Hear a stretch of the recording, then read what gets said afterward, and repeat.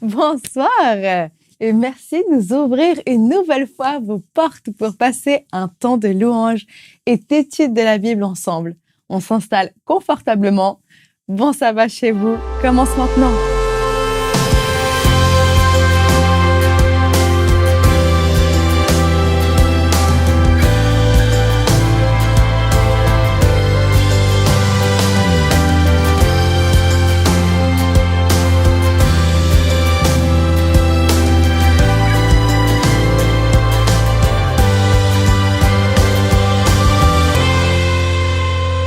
Les débuts d'année sont pour beaucoup des occasions de prendre de nouvelles et de bonnes résolutions. Enfin, nouvelles. Parfois, elles se répètent année après année. En ce début 2023, je vous lance le défi de ne plus rater aucun début de sabbat. Je suis pas en train de faire de la pub pour l'émission Bon Sabbat chez vous. Je vous invite à séparer chaque vendredi soir de cette année pour commencer le sabbat. Et si c'est en notre compagnie, encore mieux! Commençons tout de suite avec ce temps de louange.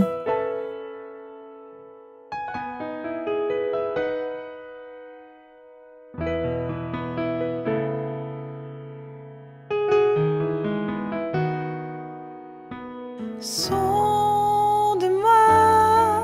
ô Dieu,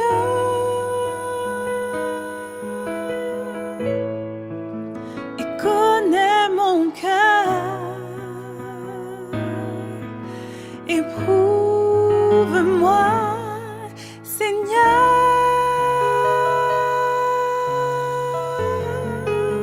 et connais mes pensées.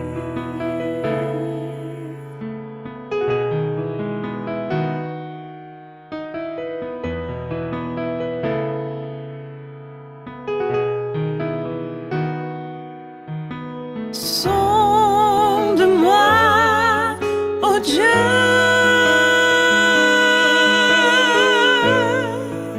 et connais mon cœur. Éprouve-moi, Seigneur,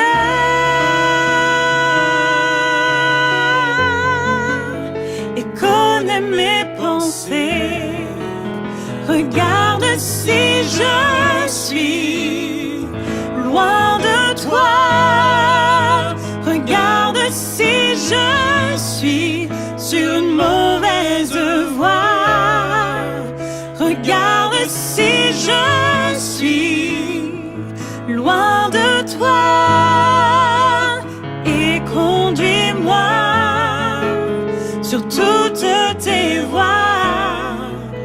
Regarde si je suis loin de toi.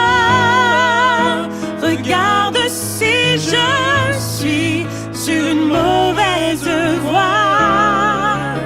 Regarde si je suis loin de toi.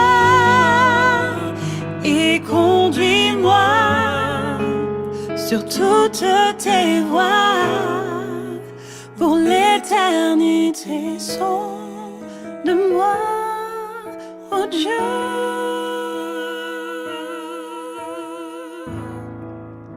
et connais mon cœur.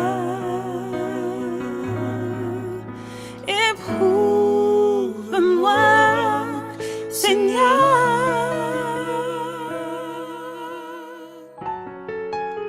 et connais mes pensées.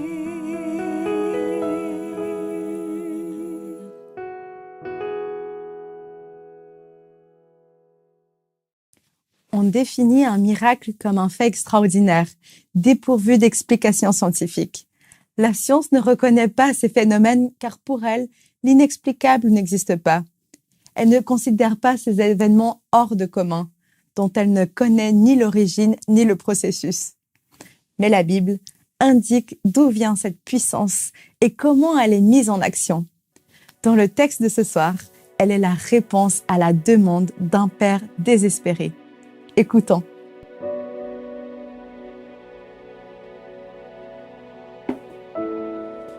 Est-ce que cela vous est déjà arrivé? Perdre le contrôle total sur une situation. Est-ce que finalement, Cela vous est déjà arrivé de voir votre monde littéralement s'écrouler du jour au lendemain. Eh bien, vous savez quoi? Cela m'est personnellement arrivé. Et pourtant, avant de parler succinctement de mon témoignage, j'aimerais partager avec vous une méditation qui émane du texte de l'évangile de Marc, au chapitre 5. Et nous allons, si vous le voulez bien, lire les versets 21 à 24. Jésus regagna l'autre rive en bateau, et une grande foule se rassembla auprès de lui. Il était au bord de la mer. Un des chefs de la synagogue, nommé Jaïros, arrive. Le voyant, il tombe à ses pieds et le supplie instamment. « Ma fille est sur le point de mourir. Viens, impose-lui les mains afin qu'elle soit sauvée et qu'elle vive. » Il s'en alla avec lui. Une grande foule le suivait et le pressait de toutes parts. Il est intéressant de noter que Jésus va regagner, le verset 21, l'autre rive. Nous avons un personnage central, la figure emblématique du Nouveau Testament, qui dans cet évangile est constamment en mouvement. Il invite au dépassement. Il était précédemment dans un territoire non juif et le voilà qui revient. On voit ici un parfait médiateur, quelqu'un qui vient réconcilier, quelqu'un qui vient écarter toute notion d'élitisme. Cela pousse à la réflexion en effet. Et lorsqu'il arrive sur l'autre rive, il reçoit un accueil chaleureux. Une grande foule se rassemble auprès de lui. Donc il y a de l'effervescence. Et soudainement, il y a un des chefs de la synagogue qui arrive et qui tombe à ses pieds. Il est intéressant de noter que la fonction de cet homme n'a pas été mentionnée par l'auteur de façon anodine. Il est chef de synagogue. Et rapidement, de façon méthodologique et très simple, en quoi consiste finalement ce poste? Ce chef de synagogue, qu'est-ce qu'il faisait? C'est une personne généralement responsable de l'entretien du bâtiment. Quelqu'un qui est responsable des réunions de la liturgie, qui délègue, qui choisit, qui est souvent au contrôle, qui a une posture très enviable. Il est certainement riche, il a de l'influence, il a une certaine notoriété. Il est dans une vie qu'on pourrait qualifier d'idéal selon lui peut-être. Et on voit un paradoxe entre sa posture, entre sa fonction qui montre à quel point il était élevé, et lorsqu'il tombe littéralement aux pieds de Jésus. En effet, lorsque nous avons lu les premiers versets, on se rend à l'évidence que Jaïros est arrivé à un moment où il n'a plus le contrôle de la situation. Il vit une situation extrêmement compliquée. On pourrait même la qualifier d'inédite. Voilà un homme en situation de détresse. Lui qui avait toujours l'habitude de contrôler, d'administrer. Peut-être qu'il était zélé, bien entendu. Nous ne sommes pas en train de remettre en cause ses motivations. Quoi qu'il en soit, il vivait dans une sphère propice à son épanouissement peut-être personnel.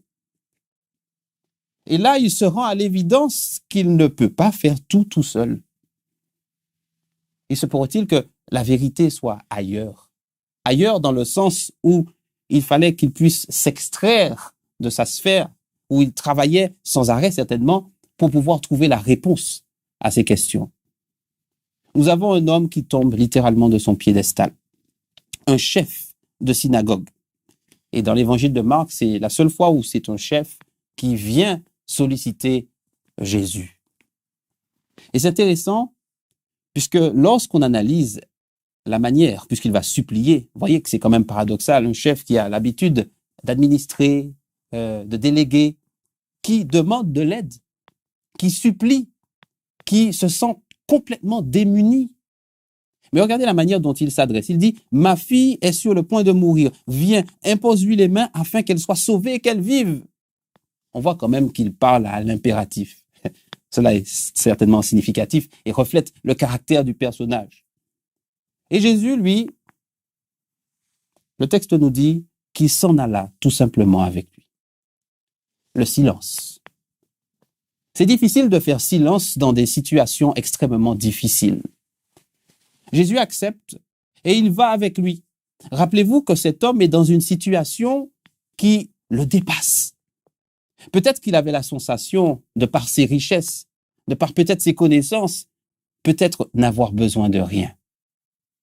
Cette déclaration rappelle peut-être un reproche adressé à une certaine église dans le livre de l'Apocalypse, la 7e, Laodicée. Je suis riche, je me suis enrichi, je n'ai peut-être besoin de rien. Et pourtant, la réalité est en train de le rattraper. La vérité est certainement en dehors de la sphère dans laquelle il exerce. Toujours avoir la sensation de savoir, de connaître, peut nous enfermer, nous donner l'illusion que nous sommes dans une situation idéale. Et pourtant, le voici qui sollicite de l'aide. Et lorsqu'il va s'en aller avec Jésus, le texte nous parle d'une grande foule qui le suivait et le pressait de toutes parts. J'aime bien lorsqu'on analyse de manière un peu plus littérale la traduction du texte, la foule l'étouffait. Donc si la foule étouffe Jésus, parallèlement, Jairus aussi. Il est immergé, étouffé par une situation où il est sur le point, comme sa fille, d'atteindre le seuil de résilience par excellence. Regardez le terme « ma fille est sur le point de mourir ». Littéralement, elle est à l'extrémité, au bout du rouleau. Est-ce que parfois ça peut arriver à quelqu'un d'arriver au bout du rouleau? Avoir l'impression que finalement, son monde s'écroule, mais du jour au lendemain. Se rendre à l'évidence qu'il est possible de tout perdre. Avait-il eu le temps, on peut se poser la question, de profiter de sa vie de père? Il est mentionné comme étant chef de synagogue. Et pourtant, on découvre qu'il est aussi père de famille. Il y a un message puissant à travers ce récit. Voici Jairus qui est étouffé dans cette foule, submergé. Il a la tête sous l'eau. Il est anxieux, il est pressé. Marc nous dit qu'elle est sur le point de mourir. Il est vrai que, de son côté, Matthieu nous dit qu'elle est déjà morte lorsque Jairus s'approche de Jésus. Une perspective différente au service du récit employé par Marc. Mais c'est un détail. Et c'est une question quand même de vie ou de mort. Néanmoins, ils sont d'accord pour dire que lorsque Jésus arrive, il y a un décès. Cette fille est décédée. Mais remarquez que lorsque Jairus est immergé dans cette foule, il disparaît littéralement de 10 versets. Il y a cet épisode avec la femme atteinte de la perte de sang. Et imaginez la situation dans laquelle se trouve cet homme. C'est urgent. Il a l'habitude d'avoir certainement peut-être tout et tout de suite. Et pourtant, il doit patienter.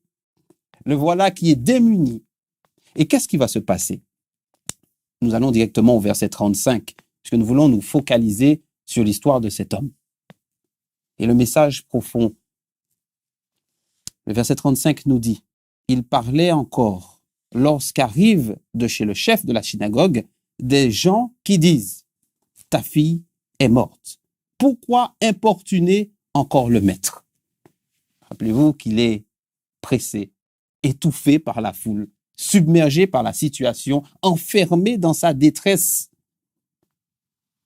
Et alors qu'il est dans cette situation peu enviable, il y a le coup de grâce. Des messagers qui émanent de sa maison pour lui dire « Ce n'est plus la peine.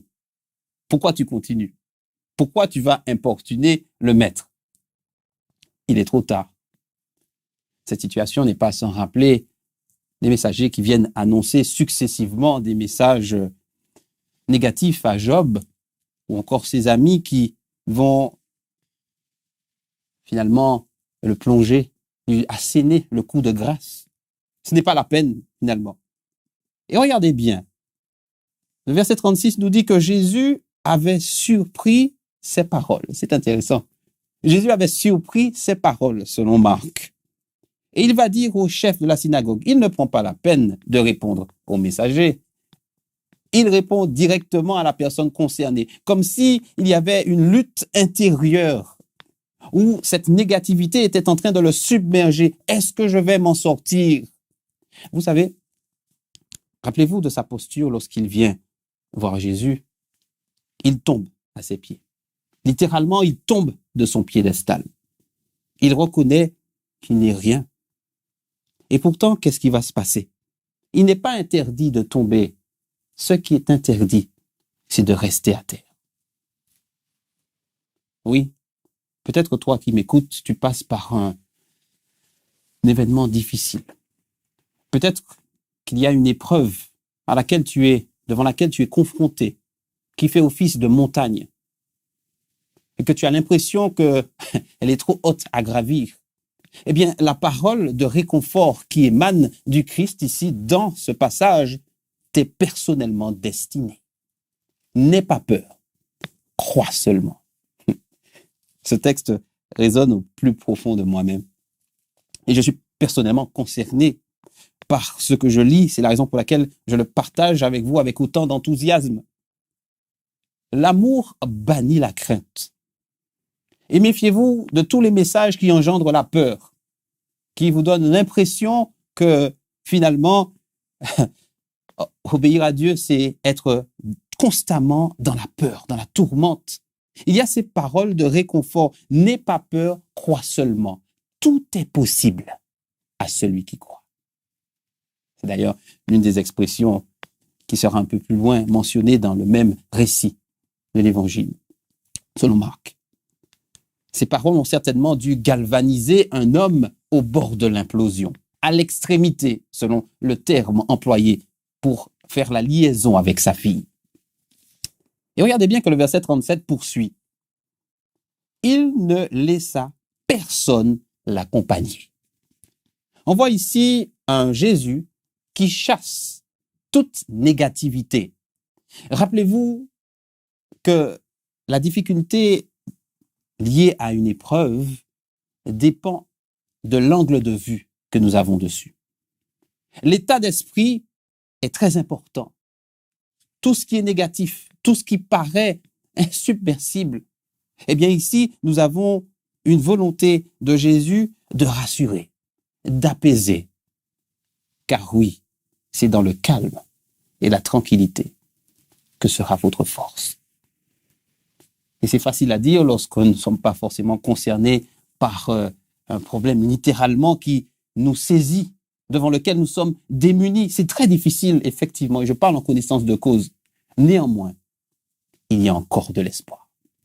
Je vous le dis avec le sourire, car je le crois profondément. Si je suis assis ici devant vous, c'est un miracle de Dieu. Et je le loue. Et je transmets avec tout l'amour qui émane de mon cœur le passage que je suis en train de lire, qui résonne. Et regardez ce qui va se passer, parce que dans le contexte où Jésus écarte toute négativité, alors que la situation semble désespérée, rappelez-vous, mettez-vous à la place, immergeons-nous dans cette histoire. Rappelez-vous qu'il est submergé par la foule également. C'est intéressant, ces échos qu'il y a dans la structure du texte. Et il va, bien entendu, laisser Pierre, Jacques et Jean l'accompagner. Et lorsqu'ils arrivent dans la maison, on voit un Jésus qui désire entrer dans la maison. Oui, effectivement, on se rend compte que dans cette maison, il y a agitation. Des gens qui pleurent et qui poussent des cris.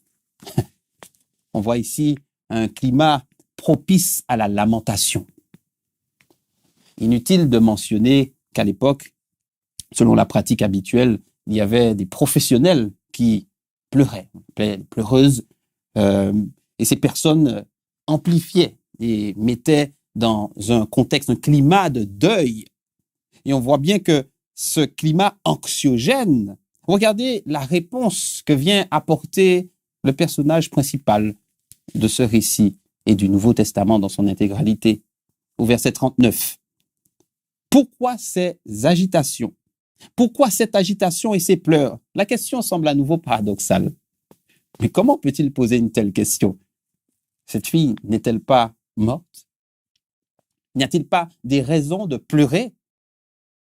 Et pourtant, lui voit une raison d'espérer. même dans les ténèbres, nous avons ici quelqu'un qui désire apporter la lumière. La transition est parfaite pour parler de la signification hébraïque du mot Jahiros. Yahir traduit par Dieu illumine, Dieu éclaire, Dieu éveille. Tiens donc. Rien n'est anodin dans la sélection et cela nous montre à quel point il y a un travail qui a été fait pour transmettre une information. Dieu désire illuminer ta vie. Dieu désire éclairer. Et regardez, au verset suivant, il y a quand même des moqueries. Certains se moquaient de lui, n'est-ce pas? Et on voit que la parole que Jésus a prononcée avant est en train de briser l'harmonie des conventions sociales. Comment ne pouvons-nous pas pleurer devant une telle situation? Et pourtant, il dit le contraire. Et ces personnes sont en train de se moquer. Et malgré la moquerie, malgré tout cela, il va tous les chasser. Jairus, qui certainement est en train de trembler pour la première fois où il se trouve dans une situation pareille. Regardez ce que Jésus est en train de faire. Il va prendre avec lui le père et la mère de l'enfant. Rappelez-vous qu'il est chef de synagogue. Le texte le mentionne en tant que chef, actif certainement, zélé, peut-être trop, qui sait. Est-ce au détriment de sa propre famille? Et pourtant, on voit ici un Christ qui vient restaurer les liens familiaux. Un nouveau départ est sur le point d'intervenir par l'intermédiaire de cette action. Jésus prend avec lui le père, la mère de l'enfant. Il y a des témoins et ils vont entrer là où se trouvait l'enfant. Il va la saisir par la main et lui dire « Talitha koum », une expression araméenne très profonde, ce qui se traduit, c'est écrit « Jeune fille, je te le dis, réveille-toi ». Plus qu'un phénomène extraordinaire, il y a une notion sous-jacente très importante. On voit ici que au verset 23, lorsqu'on réanalyse le texte, elle est appelée petite fille. Au verset 35, elle est considérée comme étant fille. Au verset 39, elle est enfant. Et lorsque Jésus la réveille, elle est jeune fille. C'est intéressant de voir qu'il y a un cheminement. L'action de ce Jésus, selon les Écritures, invite à la croissance, à l'autonomie. Il est venu sortir cet homme, cette famille de l'obscurantisme ou de l'aliénation. C'est très intéressant. Il y a une action holistique, une restauration globale. Et regardez ce qui est en train de se passer ici. Aussitôt, la fille se leva et se mit à marcher. En effet, elle avait 12 ans. Et le fait de mentionner qu'elle avait 12 ans met en lumière, effectivement, en tout cas dans la tradition juive, la bar mitzvah, ce fameux cap qui est franchi pour l'âge adulte, considéré comme étant, voilà, entrer dans une vie différente, nouvelle. Ce réveil, cette résurrection est une sorte également de renaissance. Cette famille sera restaurée alors que tout était sur le point de s'effondrer. Quand rien ne donnait des raisons d'espérer, il y a eu une lueur d'espoir. Et cette lueur d'espoir est venue pénétrer la maison de Jairus. Et je suppose que plus rien n'a été comme avant. Il a certainement regardé sa famille avec encore plus d'amour, encore plus d'implication, car le premier champ missionnaire, pourrait-on dire ainsi, c'est la famille. Et on se rend compte que ce texte nous parle à nous lorsqu'on analyse avec une perspective existentielle. Nous avons tous peut-être déjà fait face à des difficultés, nous en ferons peut-être encore face, mais pourtant, nous devons garder espoir. Et pour terminer succinctement avec mon témoignage, à la même période, il y a de ça 2 ans, lorsque j'étais hospitalisé, je vous le dis avec une profonde émotion, moi qui me trouve aujourd'hui dans le studio d'Espoir Média. Espoir Média. Oui, tant qu'il y a de la vie, il y a de l'espoir. À cette époque, aucune raison d'espérer ne pouvait émaner de cette situation. Et pourtant, ma famille m'a soutenu plus que jamais. Certaines personnes également ont pu le faire, mais rien ne pouvait laisser présager une issue favorable. Mais je le répète à nouveau, peut-être pour quelqu'un qui souffre et qui a l'impression que tout est terminé. Non, il y a encore des raisons d'espérer. N'aie pas peur, crois seulement. Et on s'est accroché, parce que je ne vais pas entrer dans les détails, mais aujourd'hui, je suis ici devant vous. Et tous les diagnostics, aussi pessimistes pouvaient-ils être, ont été renversés. Et je dis gloire à Dieu pour cela. Non pas pour mettre en avant un individu, au contraire, montrer à quel point il y a un Dieu qui veille et qui connaît les mobiles de chacun. Je souhaite à chacun un nouveau départ, une renaissance, une résurrection finalement, puisqu'au-delà de cet acte qui paraît extraordinaire et peu commun, il y a une volonté de montrer à travers la perspective existentielle qu'il est possible de prendre un nouvel essor, un nouvel élan. Rappelez-vous que Yahir est traduit par Dieu éclaire, Dieu illumine, Dieu éveille, et il est capable de vous sortir de n'importe quelle situation. Alors je vous dis, bon sabbat chez vous.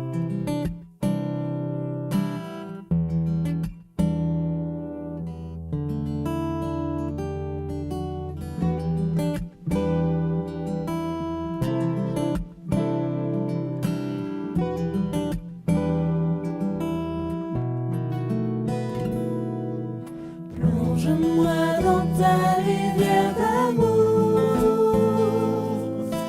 Plonge mon esprit dans les profondeurs de ta joie. Inonde le désert de mon âme par la douce pluie du ciel. Mon âme est rafraîchie quand ton onction m'envahit. Je suis restaurée, guérie quand ton onction m'envahit. Plonge-moi dans ta rivière d'amour. Plonge mon esprit dans les profondeurs de ta joie. Inonde le désert de mon âme par la douce pluie du ciel. Mon âme est rafraîchie quand ton onction m'envahit. Je